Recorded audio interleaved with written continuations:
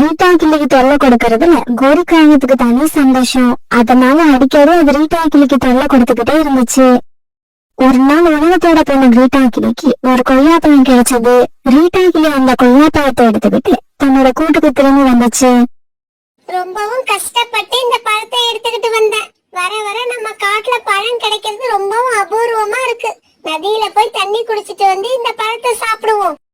இப்படி நினைச்ச ரீட்டா கிளி அந்த பழத்தை கூட்டுல வச்சுட்டு தண்ணீர் குடிக்கிறதுக்காக நதிக்கரையை நோக்கி பறந்து போச்சு. இதையெல்லாம் ஒரு மரத்துல உட்கார்ந்து பாத்துக்கிட்டு இருந்த கோரிக்காக உடனே ரீட்டா கிளியோட கூட்டுக்கிட்ட வந்துச்சு. நம்ம காட்டுல எவ்வளவுதான் உணவு பஞ்சம் வந்தாலும் இந்த ரீட்டா கிளிக்கு மட்டும் எப்படிதான் பழங்கள் கிடைக்குதுன்னு தெரியல. இந்த கிளியோட நாக்கு தினமும் பழம் கேக்குதா? ஏய் ரீட்டா, இன்னைக்கு இந்த பழத்தை நீ சாப்பிட முடியாது, நான் தான் சாப்பிட போறேன். இப்படி சொன்ன கோரிக்காக பிறகு அந்த கொய்யாப்பழத்தை எடுத்துக்கிட்டு அங்கிருந்து பறந்து போயிடுச்சு. அந்த பழத்தை எடுத்துக்கிட்டு போன கோரிக்காவும் ஒரு மரத்துக்கடியில உட்காந்து அந்த கொய்யாப்பழத்தை பொறுமையா சாப்பிட ஆரம்பிச்சது. நதியில தண்ணீர் குடிச்சிட்டு தன்னோட கூட்டுக்கு திரும்பி வந்துகிட்டு இருந்த ரீட்டா கிளி ஒரு மரத்துக்கடியில கோரிக்காவும் கொய்யாப்பழம் சாப்பிடறத பார்த்துட்டு அது கிட்டக்கு போச்சு. கோரி, இந்த பழம் உனக்கு எங்க இருந்து கிடைச்சது? என்னோட கூட்டுல இருந்து எடுத்துக்கிட்டு வரல. என்ன ரீட்டா, என்ன பார்த்து இப்படி கேக்குற? நான் இந்த பழத்தை ரொம்ப தூரம் பறந்து போய் பக்கத்து காட்டுல இருந்து எடுத்துக்கிட்டு வரேன். வீட்டுக்கு எடுத்துட்டு போய் சாப்பிடலாம்னு தான் நினைச்சேன். ரொம்ப பசிச்சதால இங்கேயே உட்கார்ந்து சாப்பிட ஆரம்பிச்சிட்டேன். உடனே ரீட்டா கிளி தன்னோட கூட்டை நோக்கி பறந்து போச்சு. ரீட்டா கிளி தன்னோட கூட்டுக்கு போய் பார்த்தப்ப அங்க அது வச்சிட்டு போன கொய்யாப்பழம் இல்ல. அந்த திருட்டு கோரி தான் என்னோட பழத்தை எடுத்துக்கிட்டு போயிருக்கு. ஆனா நான் கேட்டதுக்கு நான் பக்கத்து காட்டுல இருந்து எடுத்துக்கிட்டு வந்தேன்னு போய் வேற சொல்லுது. நான் விட மாட்டேன், இப்பவே போறேன். இந்த சமயத்துல கோரிக்காக அந்த கொய்யாப்பழத்தை சாப்பிட்டு முடிச்சிருந்தது. நம்ம சீக்கிரமா இங்க இருந்து வீட்டுக்கு போய் ஆகணும். இல்லன்னா தன்னோட கூட்டுக்கு போன ரீட்டா பழம் அங்க இல்லன்னு தெரிஞ்ச உடனே இங்க வந்தாலும் வந்துரும். கோரிக்காக அப்படி சொல்லிட்டு இருக்கப்ப ரீட்டா கிளி அந்த இடத்துக்கு வந்துடுச்சு. ஏய் திருட்டுக்காகமே, எங்க ஓட பாக்குற? அங்கேயே நில்லு. இன்னைக்கு நான் உன்னை விட மாட்டேன். என்னோட பழத்தை நீ திருடிக்கிட்டு வந்ததுக்கு உனக்கு தண்டனை கொடுத்தே தீருவேன். ரீட்டா கிளி இப்படி சொல்லிக்கிட்டு இருக்கும் போது கோரிக்காக அங்க இருந்து பறந்து போக ஆரம்பிச்சது. எது நடக்க கூடாதுன்னு நினைச்சனோ அது நடந்துருச்சு. இப்ப என்ன பண்றது? இந்த ரீட்டா கையில மாட்டினா நாம இன்னைக்கு சட்னி தான். இப்படி நினைச்சிட்டு வேகமா பறந்து போய்கிட்டு இருந்த கோரிக்காக ஒரு அடர்ந்த காடு வந்த உடனே அங்கிருந்த பயிர் செடிகளுக்கு இடையில போய் மறைஞ்சுக்கிச்சு. இந்த கோரி எங்கேயே போய் மறைஞ்சிருச்சு. இன்னைக்கு வேணா நீ தப்பிச்சிருக்கலாம், ஆனா தினமும் தப்பிக்க முடியாது. என்னைக்காவது ஒரு நாள் நீ என் கையில கண்டிப்பா மாட்டுவ. அன்னைக்கு இருக்கு உனக்கு கச்சேரி. இப்படி சொல்லிட்டு ரீட்டா கிளி கோரிக்காகத்தை ரொம்ப நேரமா அந்த பக்கம் தேடி பார்த்துச்சு. ஆனா கோரிக்காகம் கிடைக்கல. அதனால கழிச்சு போன ரீட்டா கிளி பிறகு தன்னோட வீட்டுக்கு பறந்து போயிடுச்சு.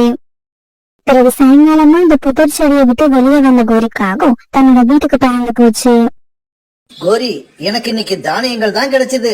இத நாம 2 பேரும் ஆளுக்கு பாதியா சாப்பிடுவோம். கழுச்சி, காஞ்சி போன தானியங்களை யார் சாப்பிடுவா?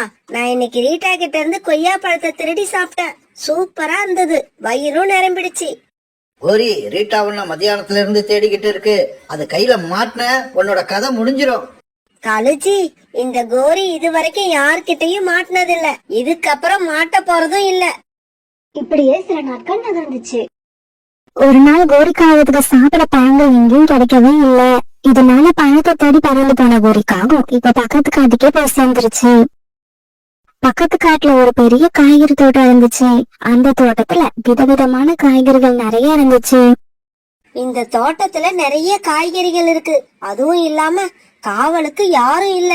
முதல்ல வயிறு நிறைய தக்காளி பழங்களை சாப்பிடுவோம், மத்தது எல்லாத்தையும் அப்புறம் பாத்துக்கலாம். இப்படி நினைச்ச கோரி அந்த காய்கறி தோட்டத்துக்கு போய் அந்த செடியில விளைஞ்சிருந்த தக்காளி பழங்களை சாப்பிட ஆரம்பிச்சது. கோரிக்காவும் தக்காளிய சாப்பிட ஆரம்பிச்ச கொஞ்ச நேரத்துல எல்லாம் அந்த தோட்டத்தோட காவலாளி ஆந்து அங்க வந்துச்சு. அந்த ஆந்திரமும் புத்திசாலி. அதனால மெதுவா கோரிக்காவத்துக்கு பின்னால வந்து தக்காளி பழங்களை சாப்பிட்டுக்கிட்டு இருந்த கோரிக்காவத்தை தன்னோட அக்காயால பிடிச்சிக்கிச்சு. பிடிச்சிட்டேன், திருடனை பிடிச்சிட்டேன். தினமும் இந்த தோட்டத்துல காய்கறிகள் காணாம போனதுக்கு காரணமா இருந்த திருடனை பிடிச்சிட்டேன். இப்படி சொன்ன அந்த ஆந்தை கோரிக்காவத்தை அங்க இருந்து ஒரு மரத்துல கட்டி போட்டுடுச்சு. அந்த சகோதரரே, என்ன விட்டுடு. நான் முதலா இந்த தோட்டத்துக்கு இன்னைக்குதான் வந்திருக்கேன். ஆனா நீ என்னடான்னா உன் தோட்டத்துல திருட்டு போன காய்கறிகள் எல்லாத்துக்கும் நான் தான் காரணம்னு சொல்ற. எனக்கு என்னமோ ரொம்ப பயமா இருக்கு. தயவு செய்து என்ன அவுத்து விடு. முடியாது. தினமும் காய்கறிகளை வந்து திருடிக்கிட்டு போற திருடனை உன்னால பிடிக்க முடியலையான்னு என்னோட ஓனர் கழுகக்கா என்ன கேள்வி மேல கேள்வியா கேட்டுக்கிட்டு இருந்தாங்க. இன்னைக்கு உன்னை பிடிச்சு கொடுத்தாதான் என் மேல உள்ள கெட்ட பேர் நீங்கும். எங்க அக்கா அடிக்கிற அடியில உன் உடம்பு வீங்க போகுது. நான் இப்பவே போய் எங்க ஓனரை அழைச்சுக்கிட்டு வந்துடுறேன். இப்படி சொன்ன அந்த ஆந்தை தன்னோட ஓனரை கூப்பிடறதுக்காக அங்கிருந்து பறந்து போயிடுச்சு. மரத்துல கட்டி கிடந்த கோரிக்காகவும் இப்ப தான் செஞ்ச தவறு நினைச்சு கண்ணீர் விட ஆரம்பிச்சது. என்ன காப்பாத்துங்க, என்ன யாராவது காப்பாத்துங்க. இந்த சமயத்துல உணவு தேடி பறந்து வந்த சோனா குருவிக்கும் ரீட்டா கிளிக்கும் எந்த உணவும் கிடைக்காதால அவங்களும் இப்ப பக்கத்து காட்டுக்கு வந்து சேர்ந்துட்டாங்க. இப்படி வந்து சேர்ந்தவங்க காய்கறி தோட்டத்துல இருந்த ஒரு மரத்துல கட்டி கிடந்த கோரிக்காகத்தை பார்த்துட்டு அது கிட்டக்க போனாங்க. கோரி அக்கா, நீங்களா? உங்களை யார் இங்க கட்டி போடுறது? சோனா, என்ன காப்பாத்து சோனா, இல்லன்னா இந்த தோட்டத்தோட ஓனர் கழுகும் காவலாளி ஆந்தையும் சேர்ந்து என்ன அடி பின்னி எடுத்துருவாங்க. சோனா, இந்த கோரிக்கு அடுத்தவங்க பொருளை திருடி திங்கிறதே பழக்கம். அதே பழக்கத்துல பக்கத்து காட்டுல வந்து திருடி தின்னு இருக்கணும்னு நினைக்கிறேன். அடுத்தவங்க தோட்டத்துல போய் திருடி தின்னா தோட்டத்துக்கு சொந்தக்காரங்க சும்மா விட்டுடுவாங்களா? இப்படிதான் புடிச்சு மரத்துல கட்டி வச்சு அடி அடின்னு அடிப்பாங்க. ஈட்டா, என்ன மன்னிச்சிடு. நான் உன்கிட்ட இருந்து பழத்தை திருடிக்கிட்டு போனதெல்லாம் தப்புதான். இதுக்கப்புறம் அந்த மாதிரி நடந்துக்க மாட்டேன். இந்த ஒரே ஒரு தடவை அந்த கழுகு கிட்ட இருந்தும் ஆந்தை கிட்ட இருந்தும் என்ன காப்பாத்திடு. கோரிக்காவை இப்படி அழுதுகிட்டு சோனா குருவிக்கிட்ட ரீட்டா கிளிக்கிட்டு மன்னிப்பு கேட்டுச்சு. ரீட்டா, கோரி அக்காவை பார்க்க பாவமா இருக்கு. இந்த ஒரு தடவை அவங்கள மன்னிச்சிடுவோம். ஆந்தையும் கழுகக்காவும் வந்தாங்கன்னா கோரி அக்காவை அப்புறம் யாராலையும் காப்பாத்த முடியாது. கழுகக்கா, இவ்வளவு நாளா நம்ம தோட்டத்துல திருடிக்கிட்டு இருந்த திருடனை கையும் களவுமா பிடிச்சிட்டேன். மரத்துல கட்டி போட்டிருக்கேன். சீக்கிரமா வாங்க போவோம். சோனா, நீ சொல்ற மாதிரி இப்ப அந்த கோரிக்காகத்தை காப்பாத்துனா அது நாளைக்கே வந்து என்னோட கூட்டுல உள்ள பழங்களை வந்து திருடிக்கிட்டு போகும். ஐயோ ரீட்டா, உனக்கு எப்படி சொல்லி புரிய வைக்கிறதுனே தெரியல. என்ன நம்பு ரீட்டா, உன்னோட கூடு இருக்கிற பக்கம் இனிமே நான் வரவே மாட்டேன். தயவு செய்து இந்த ஒரே ஒரு தடவை என் மேல நம்பிக்கை வச்சு என்ன காப்பாத்து.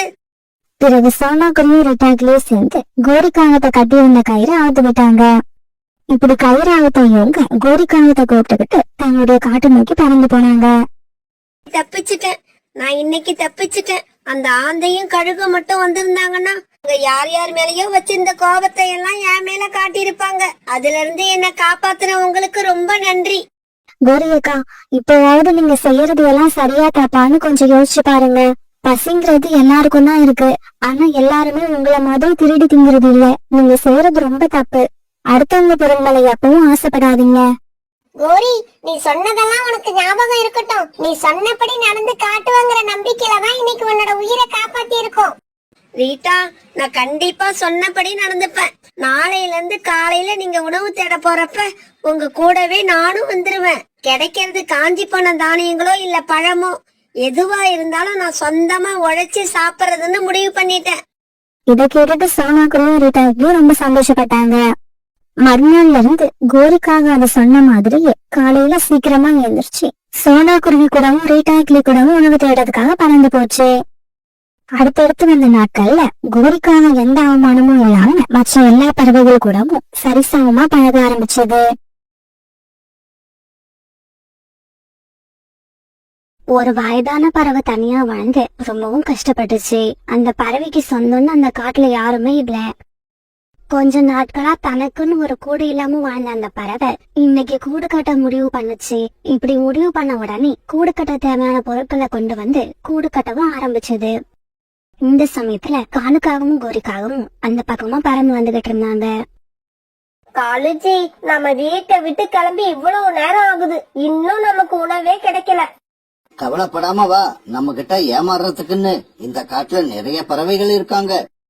காலேஜி, அங்க ஒரு வயதான பறவை கூடு கட்டிட்டு இருக்கு பாருங்க, அங்க போங்க. கோரி, அந்த பாட்டி கிட்ட கொஞ்சம் தானியங்கள் தான் இருக்கு. அதை தவிர வேற பழங்கள் எதுவுமே இல்ல. பரவாயில்ல காலேஜி, அந்த பாட்டி கிட்ட போய் கொஞ்சம் டைம் பாஸ் பண்ணிட்டு அதுக்கப்புறம் வேற இடத்துக்கு போவோம். இப்படி பேசிக்கிட்ட காங்கள் 2 பேரும் அந்த வயதான பறவைகளை பார்த்துட்டு அதுகிட்ட போய் உட்கார்ந்தாங்க.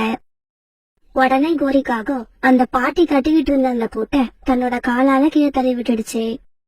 பாவிகளா, நீங்க நல்லா இருப்பீங்களா? எதுக்காக என்னோட கூட்டை கீழே தள்ளி விட்டீங்க? பாட்டி, வீடு கட்ட உனக்கு நான் ஹெல்ப் பண்ணலாம்னு பார்த்தேன். ஆனா என் கால் பட்டதும் உன் கூடு கீழே விழுந்துருச்சு. பாட்டி, உனக்கு கூடே கட்ட தெரியல. ஆமா ஆமா, கூடு கட்ட தெரியாம கூடு கட்டிட்டு நாங்க தள்ளி விட்டோம்னு சொல்றியா? பாட்டி, பொய் பேசாத. பொய் பேசுறது ரொம்ப தப்பு. காகமே, உன்னோட பேரு காலு தானே? இரு உங்க அம்மா கிட்ட வந்து சொல்றேன். பாட்டி, எங்க அம்மா எப்பவோ இறந்துட்டாங்க. ஆனா நீதான் தேவையில்லாம இன்னும் உயிரோட இருக்க. காலுஜி, பாட்டி கிட்ட விளையாடுனது போதும். இந்த தானியங்களை எடுத்துக்கிட்டு நாம கிளம்பி போவோம் வாங்க.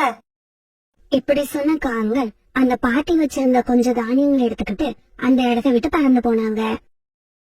அத பார்த்துட்டு அந்த வயதான பறவை கண்ணீர் விட்டு அழுதுச்சு. ஏய் காகங்களே, நீங்க நல்லாவே இருக்க மாட்டீங்க. இந்த வயசான காலத்துல என்கிட்ட இருந்த தானியங்களை திருடிக்கிட்டு போற நீங்க கூடிய சீக்கிரம் அதுக்கான தண்டனையை அனுபவிப்பீங்க. பிறகு அந்த வயதான பறவை அழுதுகிட்டு ரீட்டா கிளிக்கிட்டு போச்சு. ரீட்டா, அந்த காகங்கள் 2 பேரும் நான் கூடு கட்டி இருக்க இடத்துக்கு வந்து நான் கட்டிக்கிட்டு இருந்த கூட்டை கீழே தள்ளி விட்டுட்டு நான் வச்சிருந்த தானியங்களை தூக்கிக்கிட்டு போயிட்டாங்க.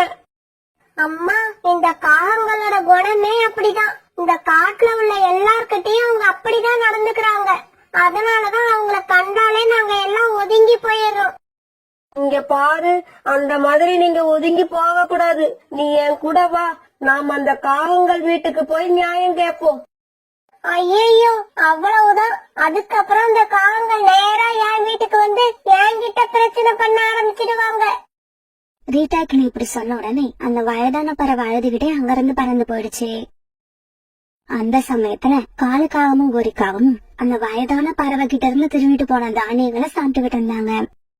காலுஜி, இந்த வயசான பறவை ராசி இல்லாத பறவை. அதுகிட்ட இருந்து முத தானியங்களை திருடணும். ஆனா அதுக்கப்புறம் நமக்கு எந்த தானியங்களுமே கிடைக்கவே இல்ல.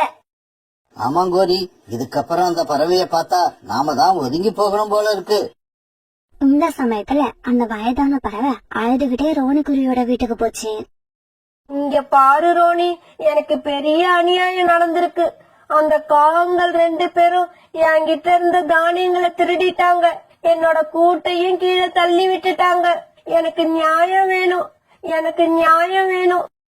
இங்க பாருங்கம்மா, இந்த காட்டுல இந்த காகங்களை எதிர்த்து யாரும் பேச மாட்டாங்க.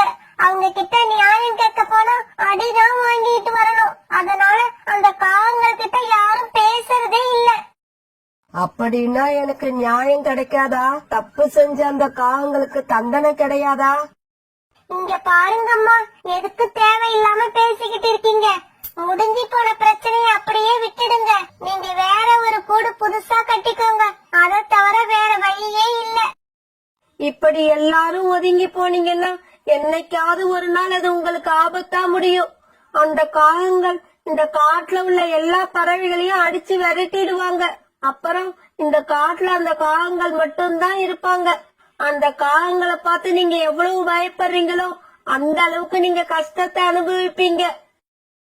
பிறகு மறுநாள் ரோனிக்குருவியும் ரீட்டாக்குருவியும் ஒரு இடத்துல சந்திச்சாங்க. ரீட்டா, அந்த வயதான அம்மா நேத்து என்கிட்ட வந்தாங்க. அவங்க சொல்றதெல்லாம் சரிதான். காகங்கள் செய்யறது ரொம்பவும் அநியாயம். அவங்கள இப்படியே விட்டா பின்னாடி நமக்கு தான் ஆபத்து. அப்படியா? அப்படின்னா அந்த காகங்கள் கிட்ட போய் உன்னால நியாயம் கேட்க முடியுமா? அவங்க செய்யறது தப்புன்னு என்கிட்ட சொன்ன மாதிரி அவங்க முகத்துக்கு எதிரில சொல்ல முடியுமா? என்னால முடியாது. அந்த காகங்களை பார்த்தாலே எனக்கு பயமா இருக்கு. அதனாலதான் தூரத்துல அவங்கள பார்த்தாலே நான் வேற வழியா போயிடுறேன்.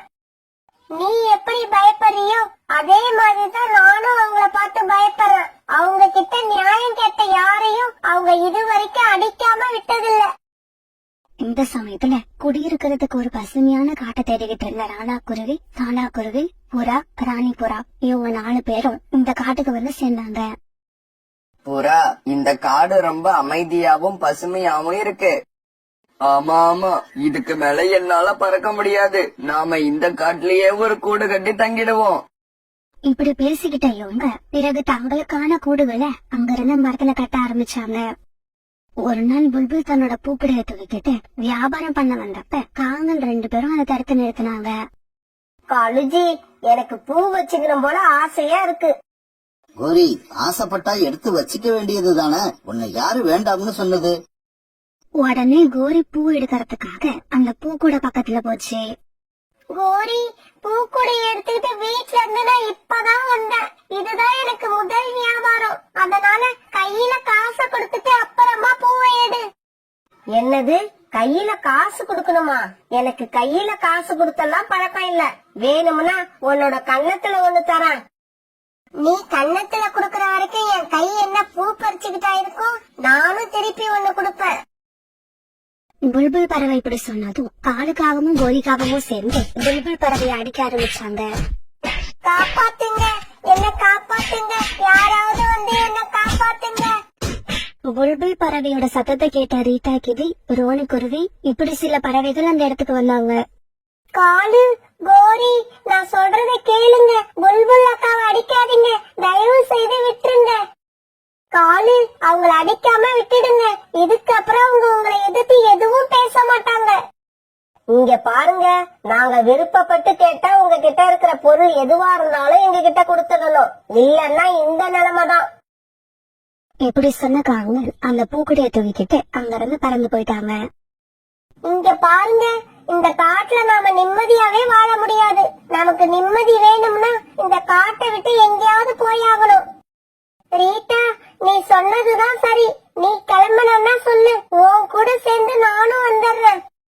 நீங்க எல்லாம் போனதுக்கு அப்புறம் நான் மட்டும் இந்த காட்டுல இருந்து என்ன பண்ண போறேன்? நானும் உங்க கூடவே வந்துடுறேன்.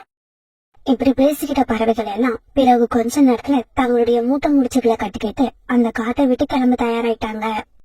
எனக்கு என்னவோ இந்த காட்டை விட்டு கிளம்பவே இஷ்டம் இல்ல. நீங்க எல்லாம் கிளம்புறீங்கன்னு தான் நானும் உங்க கூட வரேன். பிறகு இந்த பறவைகள் எல்லாரும் காட்டை விட்டு கிளம்பி வேற காட்டை நோக்கி பறந்து போனாங்க. இதே சமயம் தங்களுக்கான கூடுகளை கட்டி முடிச்ச ராணா குருவி, சோனா குருவி, புறா, ராணி புறா இவங்க எல்லாரும் கூட்டமா வர இந்த பறவைகளை பார்த்துட்டு தடுத்து நிறுத்தினாங்க. பறவைகளே, நாங்க உங்க காட்டை தேடி இங்க வந்திருக்கோம். நீங்க என்னடானா இந்த காட்டை விட்டுட்டு வேற எங்கேயோ போய்கிட்டு இருக்கீங்க. அப்படி எங்கதான் போறீங்க? புறா இப்படி கேட்ட உடனே அந்த வயதான பறவை நடந்தது எல்லாத்தையும் சொல்லுச்சு. இந்த காகங்களுக்கு பயந்துதான் நீங்க இந்த காட்டை காலி பண்ணிட்டு போறீங்களா? நீங்க இவ்வளவு பேர் இருக்கீங்க, அப்புறம் எதுக்காக 2 காகங்களுக்கு பயந்து இந்த காட்டை காலி பண்றீங்க? ஆமா, நீங்க செய்யறது ரொம்ப தப்பு. செஞ்ச தப்புக்கு அந்த காகங்களுக்கு தண்டனை கொடுக்கணுமே தவிர நீங்க இப்படி பயந்து ஓடக்கூடாது. உங்கள மாதிரி பறவைகளை தான் எதிர்பார்த்துக்கிட்டு இருந்தேன். உங்களை சந்திச்சதுல எனக்கு ரொம்ப மகிழ்ச்சி. நான் இனிமே இந்த காட்டை விட்டு எங்கேயும் போக மாட்டேன். நீங்க மட்டும் இல்ல, இந்த காட்டை விட்டு யாருமே போக தேவையில்லை. எல்லாரும் இதே காட்டுல இருங்க, என்ன நடக்குதுன்னு பாப்போம். நீங்க சொல்றதை எல்லாம் கேட்கும் போது எனக்கு சந்தோஷமா தான் இருக்கு. இருந்தாலும் என்ன தனியா விட்டுட்டு யாரும் போயிடாதீங்க. நாம எல்லாம் கூட்டமாவே இருப்போம். கூட்டமா இருக்கிறது மட்டும் இல்ல, எனக்கு கூட இப்ப அந்த காங்களை எதிர்த்து போராடணும்னு தைரியம் வந்துருச்சு. அம்மா அம்மா, என்னோட மிட்டாயை இந்த ஆண்டி பிடுங்கிக்கிட்டாங்க. என்னங்க, நம்ம குழந்தைங்க கத்துற சத்தம் கேக்குது, நான் போய் என்னன்னு பாக்குறேன். இப்படி சொன்ன சோனா குருவி உடனே தன்னுடைய குழந்தைங்களை தேடி பறந்து போக எல்லா பறவைகளும் கூட்டமா சோனா குருவி பின்னாலேயே பறந்து போனாங்க. அம்மா அம்மா, இந்த ஆண்டி தான் என்னோட லாலிபாப்பை பிடுங்கிக்கிட்டாங்க. குருவி குருவி, நாங்க எல்லாம் இந்த காட்டை விட்டு போறதுக்கு காரணமே இந்த காகங்கள் தான். ஓஹோ, அந்த காகங்கள் இவங்க தானா? ஆமா, இந்த சின்ன குழந்தைகிட்ட இருந்து மிட்டாய பிடுங்குறீங்களே, உங்களுக்கு வெக்கமா இல்ல? வயசுல பெரியவங்க ஆசைப்பட்டு மிட்டாயை பிடுங்கிக்கிட்டாங்கன்னா அதை திருப்பி கேக்குறது தப்புன்னு உங்க குழந்தைக்கு சொல்லி கொடுக்காம வளர்த்திருக்கீங்களே, இது உங்களுக்கு அசிங்கமா தெரியலையா? இங்க பாருங்க காவங்களே, உங்களுக்கு இப்ப நான் ஒரு எச்சரிக்கை கொடுக்கறேன். இதுக்கப்புறம் உங்களோட வாழை சுருட்டிக்கிட்டு எந்த பறவைகளுக்கும் இடைஞ்சல் கொடுக்காம இந்த காட்டுல இருக்கணும். மறுபடியும் யாருக்காவது தொல்லை கொடுத்தீங்கன்னா அதுக்கப்புறம் நீங்க இந்த காட்டுலயே இருக்க முடியாது. காலுஜி, நம்ம சரித்திரத்திலேயே நம்மளை எதிர்த்து யாரும் இப்படி பேசுனதே கிடையாது. வாங்க இப்பவே இந்த பறவைகளை தூக்கி போட்டு பந்தாடுவோம். இங்க பாருங்க, இப்ப நான் 1, 2, 3 வரைக்கும் எண்ணுவேன். எண்ணி முடிக்கிறப்ப நீங்க யாருமே இங்க இருக்க கூடாது. மீறி இருந்தீங்கன்னா அதுக்கப்புறம் நடக்கிற விபரீதத்துக்கு நான் பொறுப்பு கிடையாது. 1 2 3. காலுக்காக இப்படி 1 2 3 எண்ணி முடிச்ச உடனே எல்லா பறவைகளும் கூட்டமா சேர்ந்து காகங்கள் மேல பஞ்சு அவங்கள தாக்க ஆரம்பிச்சாங்க. ஐயோ ஐயோ, விட்டுடுங்க, உங்களை அடிக்காதீங்க, விட்டுடுங்க, எங்களை அடிக்காதீங்க, விட்டுடுங்க. பாட்டி பாட்டி, நீ என்ன பாட்டி இந்த அடி அடிக்கிற? நீ எல்லாம் இப்படி அடிப்பண்ணு நான் நினைக்கவே இல்லை. குக்கு பியூட்டி அவங்க 2 பேரும் தன்னுடைய மிட்டாய் இந்த காகங்கள் பிடிக்கிற கோவத்துல எம்பி ஊதிச்சு காகங்களை அடிச்சுக்கிட்டு இருந்தாங்க. பறவைகளே, எங்களை கொன்னுடாம உயிரோட விட்டதுக்கு உங்களுக்கெல்லாம் ரொம்ப நன்றி. நீங்க நன்றி எல்லாம் எதுவும் சொல்ல தேவையில்ல. முதல்ல இந்த காட்டை விட்டு கிளம்புங்க. கிளம்பிடுவோம், கண்டிப்பா கிளம்பிடுவோம். உங்க எல்லார்கிட்டயும் அடி வாங்கினதுல ரொம்ப மூச்சு வாங்குது. அதனால கொஞ்சம் ரெஸ்ட் எடுத்துட்டு இந்த காட்டை விட்டு கிளம்பிடுறோம். இப்படி சொன்ன அந்த திருட்டுக்காரங்கள் பிறகு அந்த காட்டை விட்டு கிளம்பி பறந்து போனாங்க. பிறகு மற்ற பறவைகள் எல்லாம் பிறகு அந்த காட்டுக்குள்ள ரொம்ப நாளைக்கு ஒற்றுமையாவும் சந்தோஷமாவும் வாழ்ந்து வந்தாங்க.